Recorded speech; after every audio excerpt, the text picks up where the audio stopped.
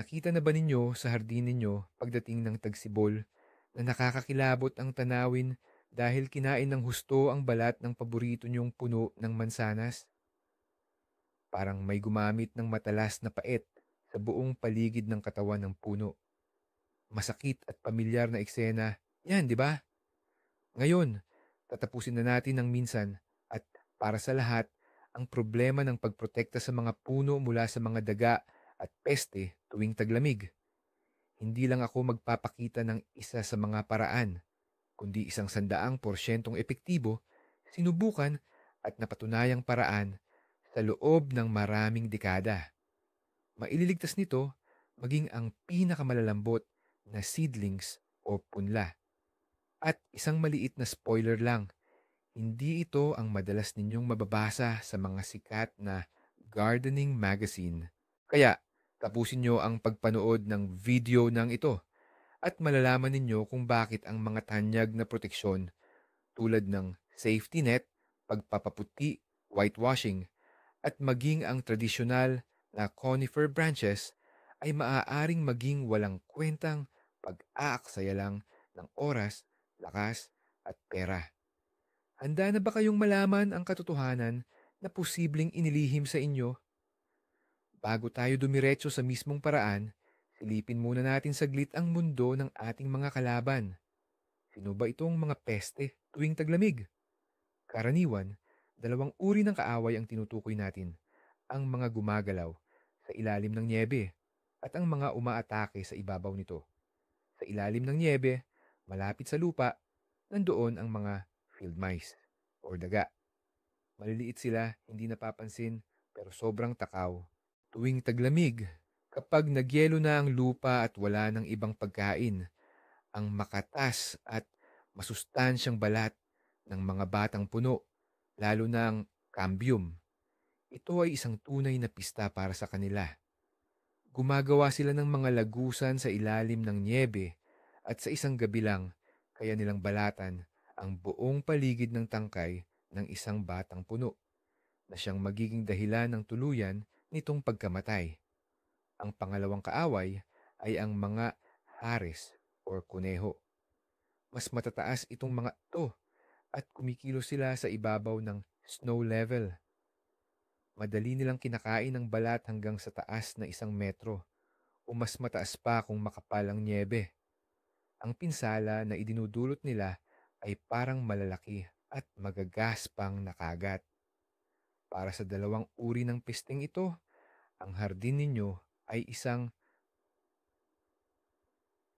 nakainan sa pinakagutom na panahon ng taon. Ang pag-intindi sa simpleng katotohanan ito ang magiging susi sa pagbuo ng epektibong proteksyon. Kaya, simulan na natin sa pagpapabulaan sa pinakakalat na mito. Mito bilang isa, ang pagpapaputi ng puno ay panlaban sa mga daga at kuneho. Siguradong nakarinig o nakabasa na kayo ng mga payo na haluan daw ng copper sulfate, carbolic acid, o iba pang mababahong kemikal ang puting pintura para lumayo ang mga pesteng hayop. Mukhang lohikal ito, pero sa totoong buhay, halos wala itong epekto. Bakit kaya? Ang pangunahing layunin ng pagpapaputi ng puno ay protektahan ang balat nito mula sa sobrang init ng araw tuwing tagsibol at pati na rin sa pinsala na dulot ng biglang pagbabago ng temperatura. Nakakatulong din ito para masugpo ang mga peste at sakit na namumugad sa balat ng puno habang taglamig. Pero bilang harang sa isang gutom na daga, wala itong silbi. Walang-wala. Isipin nyo, isang daga na ilang araw nang walang kain. Mapipigilan ba siya ng manipis na patong ng apog na may masamang amoy? Siyempre hindi. Kakainin lang niya iyan kasama ng balat ng puno. Ang puting pintura ay pintura lang, hindi ito baluti. Kahit pa ang pinakamalakas na kemikal, huhugasan din ng ulan at mawawala ang bisa sa paglipas ng panahon. Pagdating ng kalagitnaan ng taglamig, panahong pinakaagresibo ang mga peste, posibleng wala nang matirang amoy. Kaya Kung nagpipintura kayo ng puno, gawin ito para sa tamang dahilan, pangprotekta laban sa araw. Pero hinding-hindi nyo dapat asahan ang puting pintura bilang pangunahing panlaban sa mga daga at kuneho.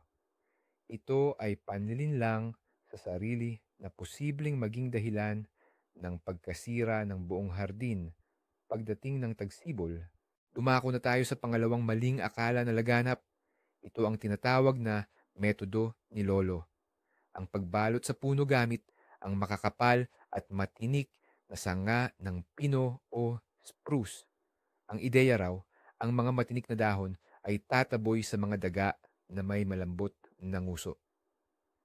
May katotohanan ito, pero hindi sapat. At ipapaliwanag natin kung bakit hindi ito mapagkakatiwalaan. Una, para maging epektibo ang proteksyon, kailangan mong ilatag ang mga sanga ng napakalapit. Nakaturo pababa ang mga tinik, walang puwang, simula sa lupa hanggang sa tamang taas. Mangangailangan ito ng sobrang dami ng materyales at oras. Pero kahit na perpekto pa ang pagkakabalot mo, ang mga daga o vole na kumikilos sa ilalim ng nyebe ay madaling makakahanap o gagawa ng sarili nilang butas sa ilalim ng iyong depensa. Higit pa rito, ang mga maluwag na sanga na natabunan ng nyebe ay nagiging perpektong kanlungan para sa kanila. Proteksyon mula sa mga mandaragit at kainan sa iisang lugar. Parang gumawa ka pa ng komportabling bahay para sa kanila katabi mismo ng pagkain nila. Pangalawa, ang mga kuneho o rabbit. Para sa isang malaki at gutom na kuneho, hindi seryosong harang ang mga tinik mo. Madali lang niyang itutulak ang mga sanga o kaya naman ay aabutin niya ang puno sa ibabaw nito, lalo na kapag umabot na ang nyebe sa mataas na level.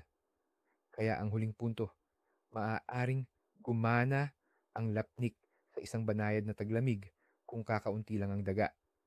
Pero sa matinding lamig, kapag talagang nagugutom ang mga peste, bibiguin ka nito. Isa itong sugal o loterya.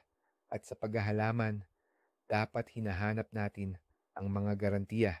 Ngayon, dumako naman tayo sa isang modernong solusyon na kunwari napaka-teknolohikal. Ang mga espesyal na plastic net o lambat na inilalagay sa puno. Mabibili ito sa lahat ng garden center. Mukhang malinis tignan at ipinapangako nitong mapagkakatiwalaan ang proteksyon. Pero sa totoo lang, ito ang masasabi kong pinakamapanganib na kaaway ng hardinero dahil nagdudulot ito ng lubusang ilusyon ng kaligtasan. Ano ba talaga ang bitag nito? Una, ang material. Karamihan sa mga lambat na ito ay gawa sa medyo malambot na plastik. Sa kamay ng tao, mukha itong matibay, pero sa matatalim na ngipin ng daga na kayang ngumatngat ng konkreto, balewala lang ito. Kapag nagutom ang daga, madali lang niyang butasin ang lambat at makarating sa balat ng puno. Pangalawa, ang kapit nito sa puno. Ang net ay hindi nakadikit ng mahigpit sa katawan ng puno. Laging may espasyo. Ang maliliit na field mice ay madaling makakapasok sa butas ng lambat o sa ilalim nito kung hindi nakabaon sa lupa. Pangatlo, at ito ang pinakamapanganib, madalas nakakalimutang tanggalin ang mga lambat na ito pagkatapos ng panahon ng taglamig. Habang lumalaki ang puno at lumalapad ang katawan, unti-unti itong sinasakal ng lambat na pumipigil sa sirkulasyon ng sustansya nito. Tinatawag itong girdling o paghila. Ang pinsala na idudulot nito ay mas matindi pa kaysa sa kagat ng daga. Sa sarili mong kamay, sinasakal mo ang puno na gusto mo sanang protektahan. Kaya tandaan, ang plastic net ay mukhang kaaya-aya, pero ito ay lubhang hindi mapagkakatiwalaan at delikadong gamit. Huwag mong ipagkatiwala sa mga ito ang kaligtasan ng iyong halamanan. Isa pa sa madalas irekomenda ay ang pagbalot sa katawan ng puno gamit ang iba't ibang materyales.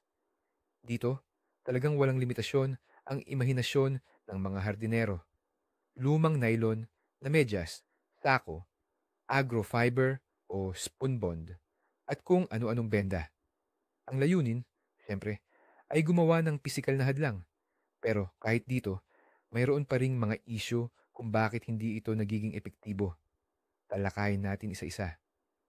Nylon na medyas.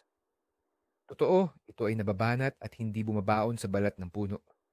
Pero sa matatalim ng ngipin ng daga, parang wala lang yan. Ang pagkagat at pagbutas sa nylon ay ilang segundo lang. Sako o agrofiber, tulad ng spunbond.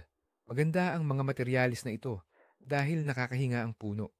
Pero ang problema, madali silang sumipsip ng tubig. Kapag nagbago ang temperatura, ang nabasang balot ay magiging parang matigas na baluti ng yelo na posibleng makasira sa balat ng puno, bahit. Higit pa rito, kapag basa at maluwag ang pagkakabalot, nagiging perpektong pugad ito para sa pagdami ng fungal diseases at pagkabulok ng balat. Niligtas mo nga ang puno sa daga, pero inilantad mo naman ito sa sakit. At syempre, ang tibay. Madali lang kagat-kagatin ng daga ang alinman sa mga materyales na ito nang walang kahirap-hirap. Para ka lang nagtayo ng kastilyo na may pader na karton. Hindi man lang mapapansin ng kalaban. Kaya itatabi na natin ang lahat ng opsyon na ito dahil hindi sila gumagana at tumuon tayo sa kung ano talaga ang makakapigil sa mga peste. Bago natin ibunyag ang sikreto sa 100% proteksyon, tandaan muna natin ang isang mahalagang prinsipyo na siyang pundasyon ng ating tagumpay, ang paghahanda ng paligid ng puno.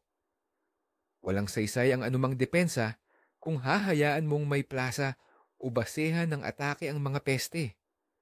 Ano ang ibig sabihin nito? Tuwing taglagas, pagkatapos malaglag ang mga dahon, kailangan nating talagang linisin ang lahat ng damo, ligaw na halaman, at tuyong dahon sa loob ng radius na hindi bababa sa kalahating metro mula sa puno. Bakit kailangan ito? Una, ang matataas na damo at tambak ng mga dahon ay perpektong kanlungan para sa mga daga. Sa ilalim ng niyebe, nagiging kampo nila ito, gumagawa sila ng pugad, at mula roon ay sumasalakay sila sa iyong mga puno. Sa pag-alis ng mga halaman, inaalis mo ang kanilang tirahan at ginagawa mo silang mas madaling mahuli ng mga predator tulad ng pusa, kuwago, at asong gubat. Pangalawa, ang sobrang organics o organic materials malapit sa puno ay maaaring magdulot ng pagkabulok ng balat o pagkork sa ugat, at ito ay mapanganib na. Kaya ang iyong tungkulin ay lumikha ng zone of exclusion sa paligid ng puno. Dapat ito ay hubad na lupa. Bawal maglagay ng anumang mulch o compost malapit sa puno tuwing taglamig. Ang simpleng aksyon na ito ay makakabawas na ng ilang beses sa posibilidad na masira ang iyong mga puno. Ito ang una at obligadong hakbang. Kung wala ito, baka mawalan lang ng saysay ang lahat ng iba mo pang paghahanda. At ito na, narating na natin ang pinaka-importante. Ano ba talaga ang sigurado at 100% gagana? Simple lang at henyo ang sikreto. Ito ay ang paggawa ng pisikal na harang na talagang hindi kayang lusutan o lampasan ng mga daga at iba pang peste. Isang harang na hindi nila kayang ngat-ngatin, akyatin o hukayin. Kalimutan na ang mga pang-amoy o mga tinik. Puro mekanismo lang o kung tawagin, pure hardcore defense. Para makagawa ng ganitong klasing harang, kailangan natin ng materyales na may 3 pangunahing katangian. Una, dapat matibay ito para hindi kayang ngat-ngatin ng matatalas nilang ngipin. Pangalawa, dapat makinis ito para hindi nila maakyat. At pangatlo, kailangan tumatagal ito at hindi makakasira sa mismong puno. Ano-ano ba ang mga epektibo at madaling mahanap na materyales na ito? Mayroon tayong ilang opsyon. Numero 1 at personal kong paborito, ang karaniwang bitumen roofing material o tar paper. Oo, iyon mismong ginagamit sa bubong. Matigas ito, halos imposible nilang kagatin, at ang amoy ng bitumen ay dagdag pantaboy pa sa mga peste. Pangalawang opsyon, manipis na sheet plastic o kaya lumang linoleum. Makinis din ang mga ito at sapat na matibay. Pangatlong opsyon, metal mesh or pinong lambat na yari sa bakal. Tandaan, dapat metal, hindi plastic. Kailangang ang butas o mesh nito ay hindi hihigit sa 5 hanggang 6 na milimetro para hindi makalusot kahit ang pinakamaliit na daga. Ito ang tatlong haligi na siyang magtataguyod ng ating depensa laban sa mga peste. Pag-usapan nating mabuti ang pinakamura at, sa tingin ko, pinaka-epektibong materyales, ang asphalt roll, rolyo ng aspalto. Bakit nga ba napakaganda nito? Gaya ng nasabi ko na halos imposible itong kagatin o nguyain. Ang ngipin ng mga daga o nginatngat ay nadudulas lang o kaya'y naiipit sa materyales. Isa pa, dahil itim ito, kapag naarawan, umiinit ito ng bahagya. Nakakatulong ito para mas mabilis na matunaw ang yelo sa paligid ng puno tuwing tagsibol at maiwasan ang pagkabulok o pagka-masuffocate ng balat ng puno. Marami ang natatakot na baka mabulok ang balat ng puno sa ilalim ng aspalto. Isa iyong maling akala, basta tama ang pagkagawa mo. Hindi naman natin ito iniiwan tuwing tag-init. Ikakabit natin ang proteksyon tuwing huling bahagi ng taglagas kapag huminto na ang pagdaloy ng dagta at tatanggalin natin sa maagang tagsibol pagkatapos lang umalis ng niebe.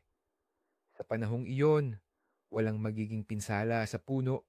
Sa katunayan, ang asphalt roll ay magsisilbing proteksyon hindi lang laban sa mga nginatngat, kundi pati na rin sa napakalamig na hangin at sunburn, pagkasunog ng balat ng puno sa araw.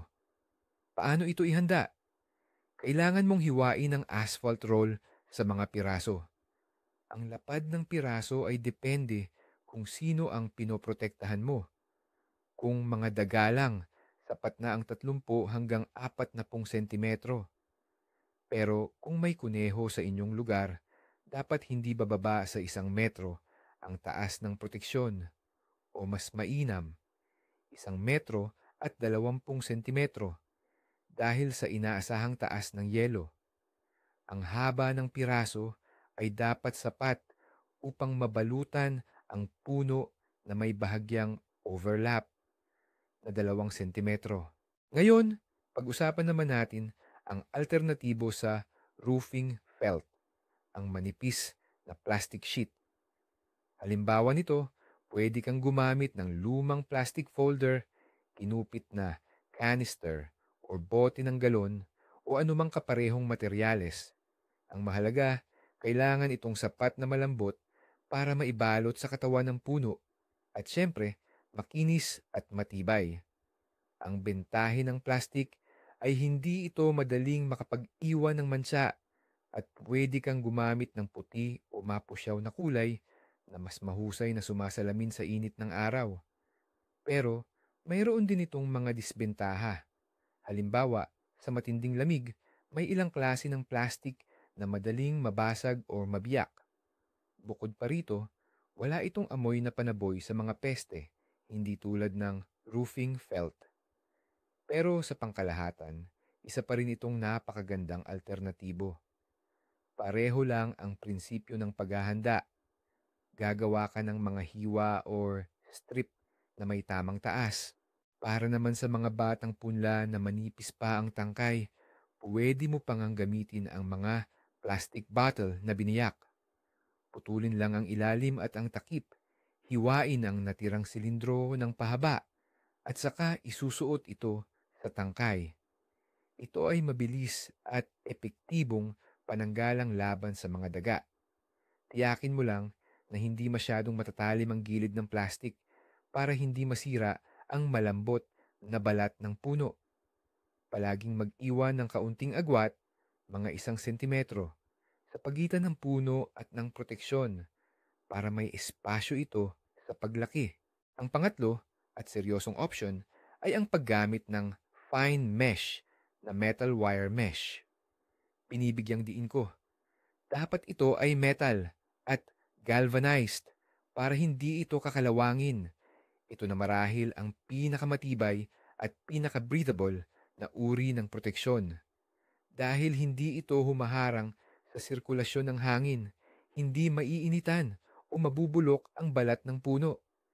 Kaya hindi mo na kailangang tanggalin ito tuwing tag-init, lalo na kung gagawin mo ang cylinder na may allowance para sa pagkapal ng puno. Pero may tatlong napakahalagang detalye rito. Una, ang laki ng butas. Hindi ito dapat lumampas sa 6 by 6 na milimetro.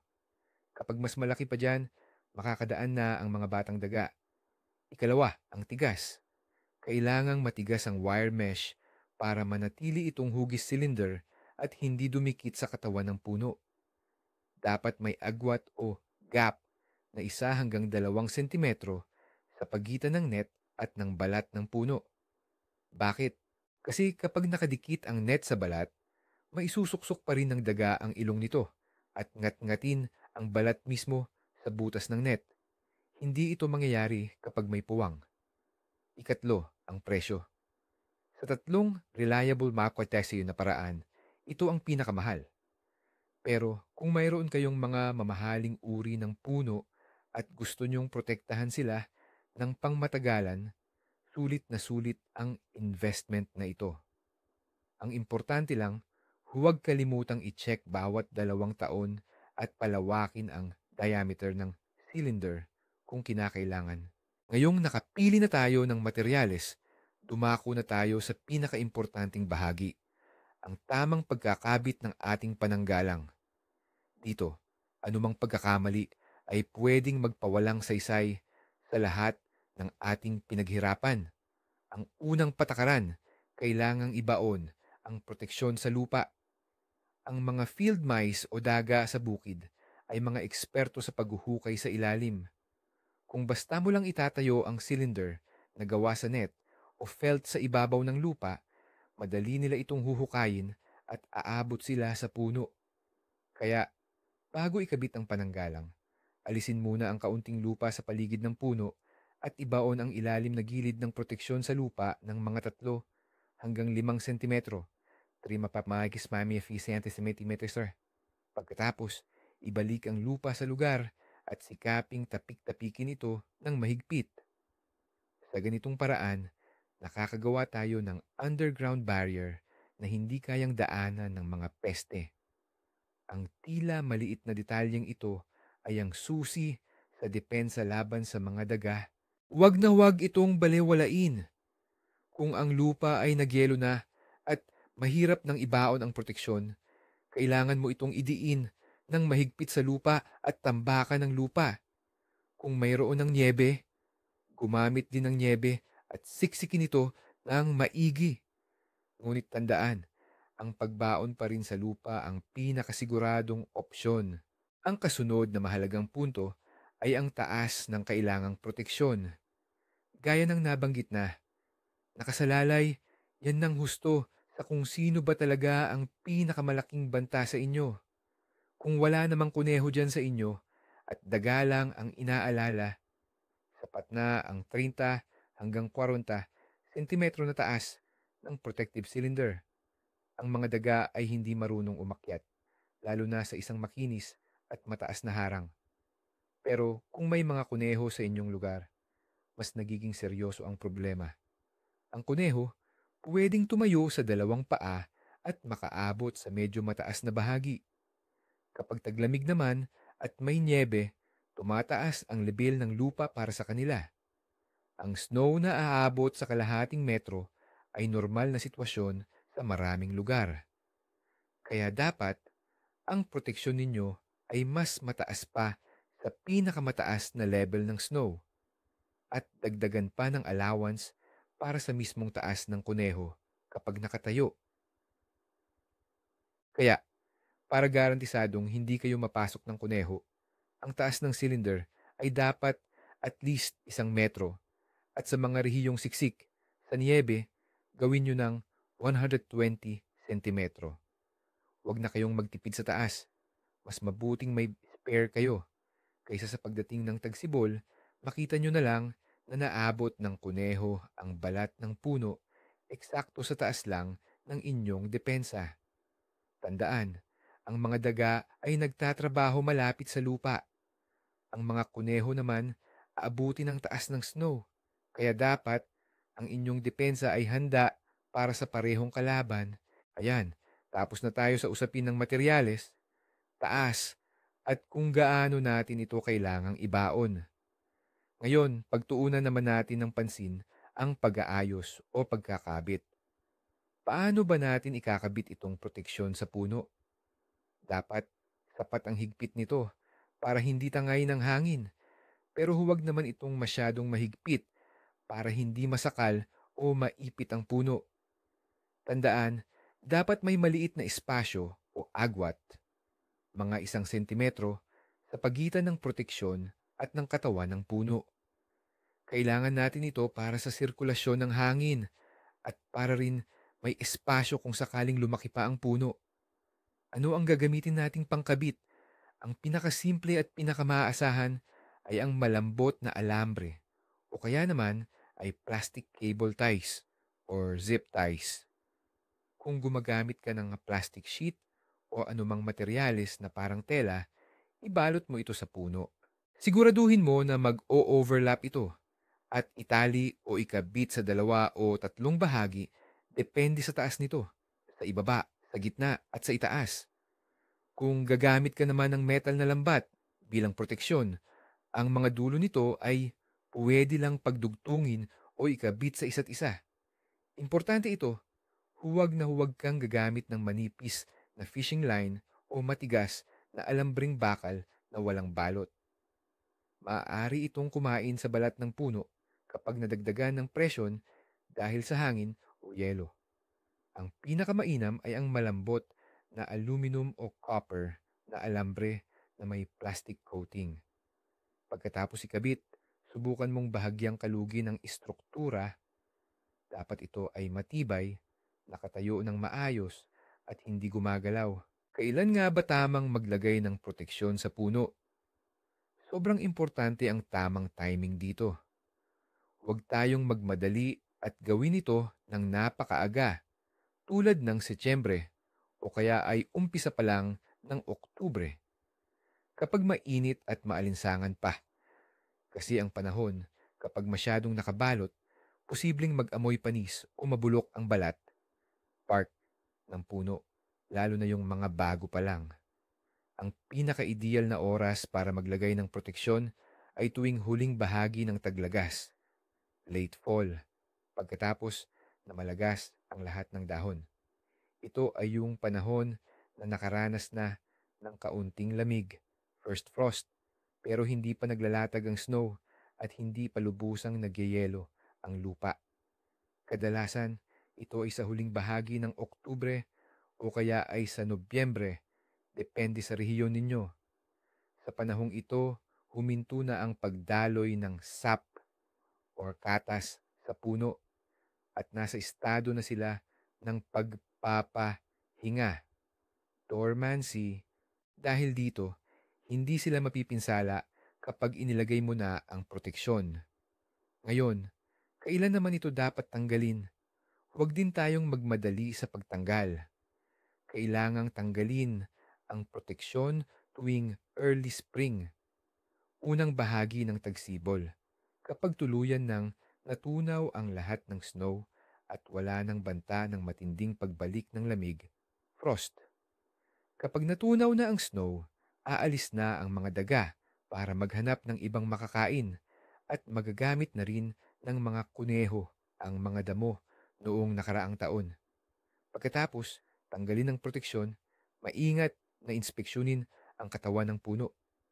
Dapat itong maging malinis, tuyo at walang pinsala. Kung ang ginagamit mo naman ay breathable na metal mesh o lambat na bakal at inilagay mo ito ng may sapat na allowance, pwede mo pa itong iwanan hanggang tag-init. Pero kahit ganoon, mas maganda pa ring suriin at i-check ang puno tuwing tagsibol. Pag-usapan natin kung paano protektahan ang mga napakabata pang punla na itinanim nitong taon o noong nakaraang taon. Napakalambot pa ng kanilang balat at talagang gustong-gusto itong kainin ng mga pesting daga. Bukod pa rito, napakanipis pa ng kanilang katawan, trunk. Para sa kanila, pwede tayong gumamit ng mas simple pero epektibong paraan. Ang magandang opsyon, tulad ng nabanggit ko na, ay ang mga plastic na bote.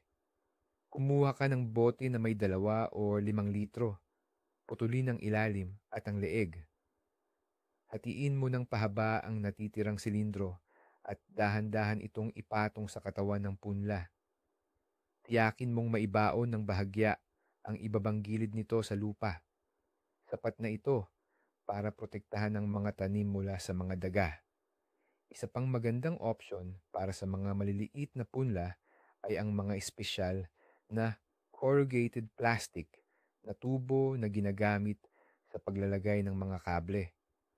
Mabibili mo ito sa halos lahat ng electrical supply store. Mayroon na itong hiwa sa buong haba, madali itong ikabit sa katawan ng puno at mahusay itong panangga. Ang mahalaga, pumili ka ng tubo na may sapat na lapad para hindi ito sumikip o humigpit sa katawan ng puno. Ito ang isa sa pinakamadali at pinakamabilis na paraan ng pagprotekta sa mga punla. Pero tandaan mo, hindi ito panlaban sa mga kuneho dahil hindi sapat ang taas nito. Kung problema mo ang mga kuneho, kahit ang mga pinakamaliliit na punla, kailangan mo pa ring gumawa ng mas mataas na pananggalang gamit ang roofing felt o wire mesh. Ngayon, baka may magtanong, paano naman ang mga panlaban o repellent? Iba't ibang klase ng repellent, spray, at ointment na nangangakong mapapaalis ang mga peste sa pamamagitan lang ng amoy. Napakarami niyan ngayon sa merkado. Pero gumagana ba talaga sila? Ang sagot, oo, pero may malalaking paalala. Una sa lahat, anumang mabangong sangkap ay humihina ang epekto sa paglipas ng panahon o kaya naman ay hinuhugasan ng ulan. Para maging epektibo ang proteksyong ito, kailangan itong ulit-ulitin lagyan ng madalas na medyo mahirap gawin lalo na sa panahon ng taglamig o tag-ulan. Pangalawa, ang pagiging epektibo nito ay nakadepende sa kung gaano kagutom ang mga peste. Kung wala talagang makain sa paligid at napakarami ng daga, walang amoy ang makakapigil sa kanila. Sabi nga nila, ang gutom ang pinakamahusay na kusinero.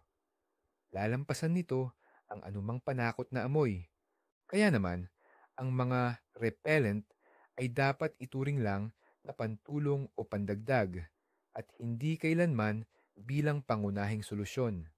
Halimbawa, maaari mong lagyan ng mabahong sangkap ang mga basahan at isabit sa mga sanga para panakot sa mga kuneho. O kaya naman, pahiran ito sa ibabaw ng pangunahing mechanical na proteksyon.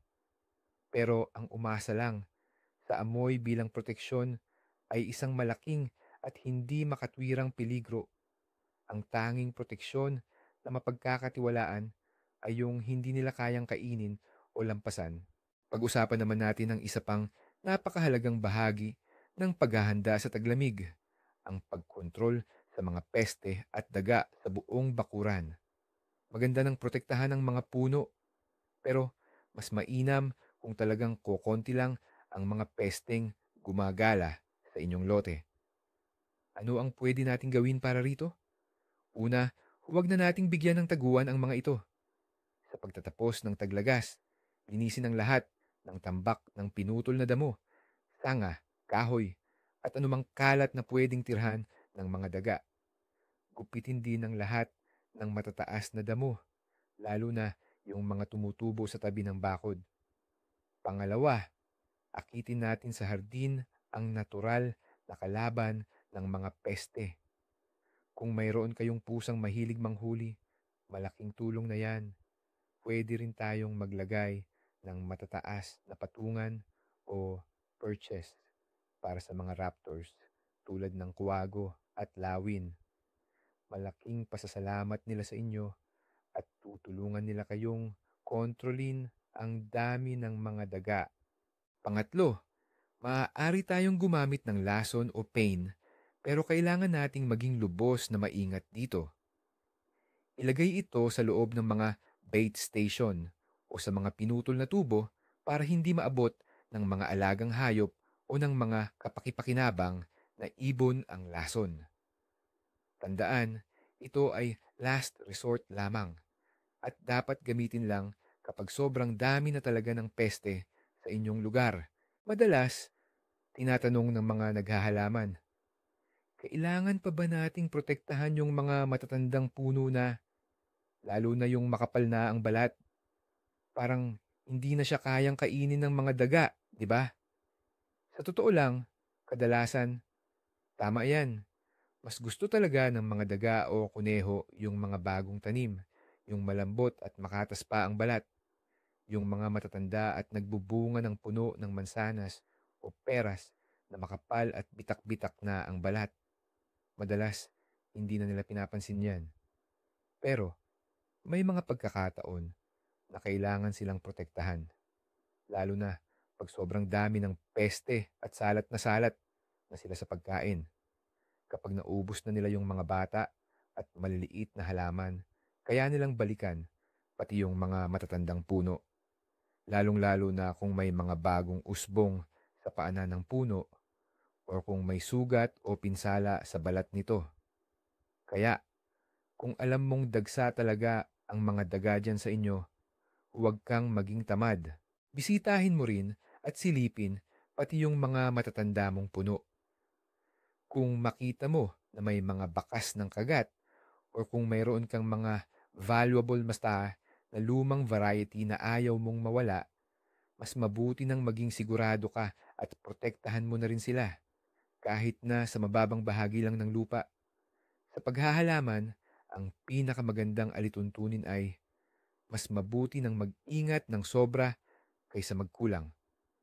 Sobrang sakit sa loob na mawala yung isang puno na inalagaan na mo ng napakatagal, mga dekada na ang nakalipas. Sige, i-summarize natin at gawin nating isang malinaw at sunod-sunod na plano ng pagkilos. Unang hakbang, tuwing taglagas. Pagkatapos, malagas ang mga dahon. Magsagawa ng general cleaning sa hardin. Alisin lahat ng mga labi ng halaman, lalo na sa paligid ng mga puno. Dapat malinis ang lupa sa ilalim ng bawat puno.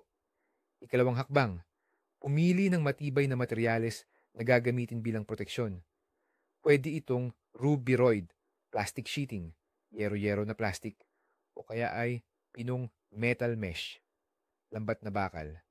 Kalimutan na ang mga pantyhose, spoon bond, at ang mga manipis na plastic na net na nabibili sa tindahan. Ikatlong hakbang, hatiin ang materyales sa mga piraso na may tamang taas. Tandaan, para sa daga, kailangan ng 30 hanggang 40 30 sentimetro.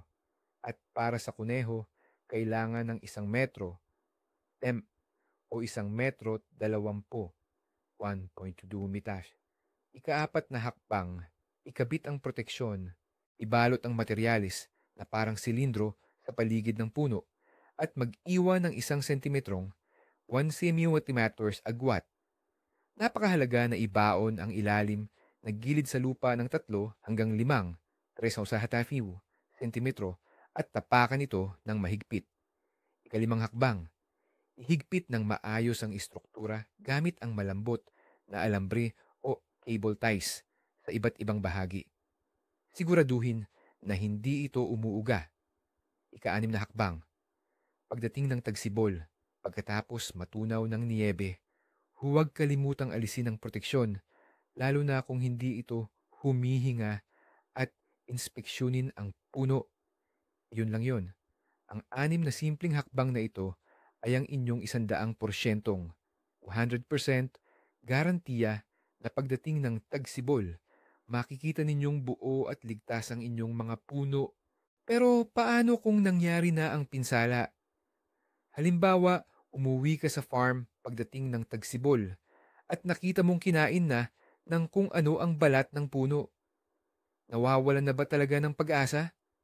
Hindi palagi. Depende sa lawak ng pinsala yan. Kung ang balat ay kinain lang sa isang bahagi at hindi umikot sa buong katawan, malaki ang tsansa na mabuhay pa ang puno. Kailangan lang gamutin ang sugat. Dahan-dahan, linisin mo ang gilid ng sugat gamit ang kutsilyo hanggang sa makita mo ang malusog na tissue. I-disinfect ito gamit ang 1% solution ng copper sulfate o tansusulpato at pagkatapos ay pahiran ng 3-wound sealant o espesyal na paste. Pero kung ang pinsala ay aring damage, ibig sabihin, kinain ng balat sa buong paligid ng puno, kritikal ang sitwasyon. Nahinto ang agos ng dagta at malamang namamatay ang puno. Pero kahit dito, may paraan pa para maisalba ito. Ito ay isang komplikadong proseso na tinatawag na bridge crafting o pagdudugtong na tulay. Pagdating ng panahon ng pag-agos ng dagta, kumuha ka ng mga isyones o pinutol na sanga mula sa parehong puno o sa kaparehong uri ng puno at ikakabit mo ito para maging parang mga tulay. Ikokonekta mo ang malusog na balat sa ilalim ng pinsala patungo sa malusog na balat sa itaas nito. Ang mga isyones ay ipapasok sa ilalim ng balat at kapag naghilom sila, maibabalik ang nutrisyon ng puno. Ito ay high-level na kaalaman na sa paghahardin, pero kung napakahalaga ng puno, sulit na subukan. Ngunit siyempre, mas madali at mas sigurado na iwasan na lang ang problema kaysa gamutin ito gamit ang paraan ng proteksyon na tinalakay natin kanina. Bilang pagtatapos, gusto kong bigyang diin muli ang pinakapunto. Ang pagprotekta sa inyong hardin o taniman mula sa mga peste at daga ay hindi usapin ng swerte o ng pag-asa sa mga himala. Ito ay simpleng isyo ng pagiging praktikal at pag-unawa sa kalikasan. Ang isang nagugutom na hayop ay palaging hahanap ng pagkain at hindi ito mapipigilan ng mga amoy o ng manipis na harang. Ang tanging bagay na makakapigil dito ay isang matibay at hindi malalampasang pisikal na hadlang. Dapat ito ay matibay, makinis, mataas at saktong nakakabit. Lahat ng iba pa ay kompromiso na sa isang hindi inaasahang taon ay maaaring magpabagsak sa inyo. Tandaan, ang inyong hardin ay inyong puhunan, ang bunga ng inyong pagod, at ang inaasahang kasiyahan mula sa inyong ani. Kaya't ang protektahan ang mga puhunan na ito mula sa inaasahang banta ng taglamig ay inyong direktang responsibilidad. Huwag umasa sa bahala na maglaan lang kayo ng isang araw sa huling bahagi ng taglagas para tama na balutan ang inyong mga puno para sa taglamig. Sa ganitong paraan, makakatulog kayo ng mahimbing hanggang tagsibol dahil alam ninyong nasa ilalim ng matibay na baluti ang inyong taniman. Ang pamamaraang ito ay subok na ng iba't ibang henerasyon ng mga maghahardin at ito ay palaging epektibo. Gumagana ito dahil ito ay nakabatay sa batas ng pisika, hindi sa pananampalataya sa himala. Kaya, mag-summarize na tayo. Binasag natin ang pinaka-popular na mga alamat tungkol sa pagprotekta ng puno at napatunayan natin na hindi kailanman sapat ang whitewashing, paggamit ng mga sanga, or ng plastic netting para magbigay ng 100% na garantiya. Ang tunay at hindi matatalong proteksyon o ang tinatawag nating baluti o body armor ng puno ay nakasalalay sa tatlong haligi. Una, matibay at makinis na material na hindi kayang kagatin o sirain. Ikalawa, tamang taas na nakabatay sa taas ng snow at laki ng mga kuneho. At ikatlo, kailangan itong ibaon sa lupa upang hindi makapasok sa ilalim ang mga hayop. Ang roofing felt, makapal na plastic sheet o metal mesh ang inyong mga maaasahang kakampi sa laban na ito. Ang lahat ng iba pa ay delikadong ilusyon lamang ng seguridad. Tandaan, ang isang araw na ilalaan ninyo sa wastong proteksyon ngayong taglagas ay makakatipid sa inyo ng taon-taong panghihinayang at mga nawalang puno. Maraming salamat sa inyo na nanood hanggang sa dulo. Sana talagang naging kapaki-pakinabang ito sa inyo at ngayon sigurado na kayo kung paano pangalagaan ang inyong hardin. Kung totoo yan, huwag kalimutang mag-like at mag-subscribe sa channel para hindi ninyo mapalampas ang mga susunod na lihim at proven na mga tips. Ngayon, may tanong ako sa inyo. Anong mga pamamaraan ng proteksyon ang ginamit ninyo? Naranasan nyo ba na hindi gumana ang popular na mga paraan at nakarating pa rin ang mga rodent or peste sa balat ng puno? Ibahagi ninyo ang inyong karanasan, maging matagumpay o hindi, sa comment section sa ilalim ng video na ito. Pag-usapan natin at tulungan ang isa't isa na gawing hindi matitinag ang ating mga hardin.